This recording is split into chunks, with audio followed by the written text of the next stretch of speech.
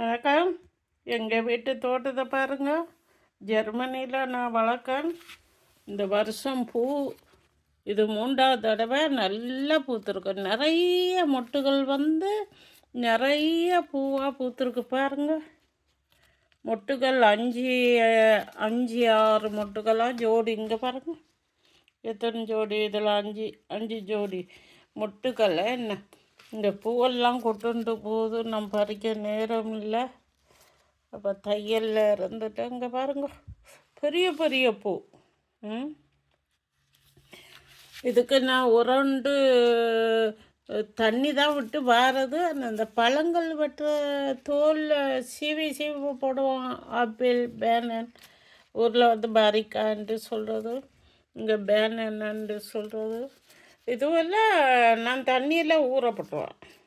காலையில் வெட்டினோம்னா ஊற போட்டுட்டு பின்னேரம் அந்த தண்ணியை கொண்டு வந்து ஊற்றி விடுவேன். இதுதான் இந்த மல்லிகைக்கு உரம். வேறு ஒரு உரமும் நான் போடலை. தண்ணியை தான் பார்த்து கொடுக்குது. நான் போட்ட உரங்கிறது இந்த பழத்தில் உள்ள தோல் நல்ல சத்து தானே. இங்கே அந்த மாதிரி பூத்து கிடக்குன்னு. உங்களுக்கு ஏதோ பூத்திருந்தால் அப்படி வெளியே எடுத்து போடுங்க. நல்லா வீட்டுக்குள்ளே இதை நான் வீட்டுக்குள்ளே ஜெர்மனியில் வளர்க்கேன்.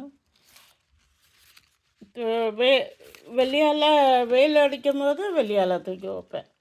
இங்கே பார்த்தீங்களா ஒவ்வொரு இடத்துலையும் மொட்டு எக்கச்சக்கமான மொட்டுகளும் பூக்களும் பூத்துருக்கு. பார்க்கவே ஆசையாக இருக்குது. ஓகே, பாய். எங்கள் சேனலை பாருங்க, லைக் பண்ணுங்க, ஷேர் பண்ணுங்க, உங்கள் கருத்துக்களை தெரிவிங்க. ஓகே, பாய்.